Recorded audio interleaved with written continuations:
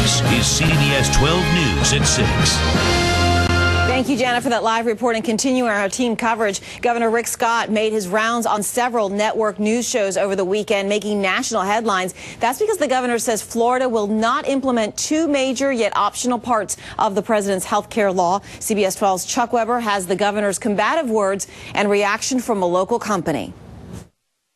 I'm not going to put our citizens at risk of a program that doesn't work. Florida Governor Rick Scott, in one of his many appearances, making clear he'll only do what he absolutely has to do to implement the president's health care law, even though the law was just upheld by the Supreme Court. Governor Scott says Obamacare is inconsistent with growing jobs, and he believes Republicans will take control in November and repeal the law. So we're not going to implement this Medicaid expansion. These exchanges also don't work. The High Court's ruling allows states to opt out of expanding Medicaid coverage to more people, and under the law, states do not have to create so-called health care exchanges. The federal government would do that for states. If the exchanges work, the private sector would already be doing it. They don't work. On Medicaid expansion, Scott says it will cost the state $1.9 billion. Okay, look at every government health care program. What they do is they say they're going to cover everything, then they run out of money, then they don't pay providers well enough, and then people don't show up. So it doesn't work. I'm here at Oasis Outsourcing in West Palm Beach. This entity provides payroll, benefits, workers' comp to companies all over the nation.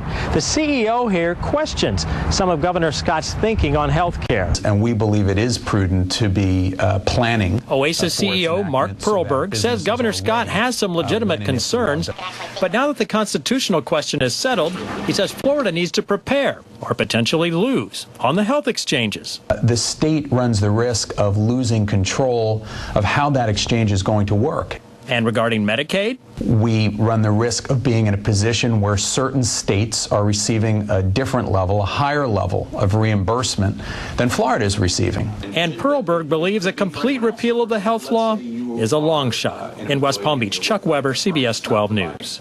Now, Florida Senator Bill Nelson has supported the health care law since 2010. When last week's ruling was announced, Nelson said that many in Congress feel the health care law is imperfect, but is needed. Eric?